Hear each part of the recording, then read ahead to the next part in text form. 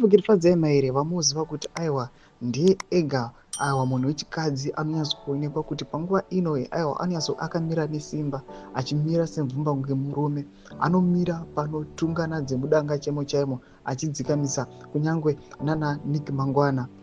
Vana Chris Mutsvangu atichatombovataura sana pena mashoko atinoti anouya achidismisa aiwa nhau dze2030 agenda, achibuditsa chokwadi, achisiya every stone.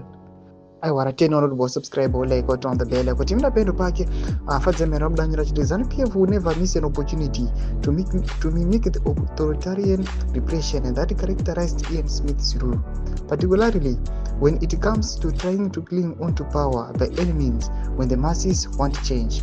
Ian Smith, not in 1,000 years, who blacks rule Rhodesia.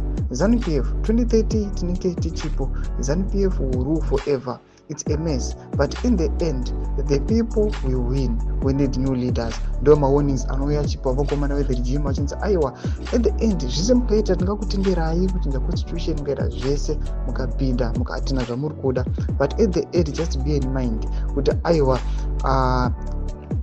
the people will win. Macitizens achazongowina zvavo nguva aiwa nemukana munawo wokuita zvamuri kuda, but at the end muchazongoaustiwa.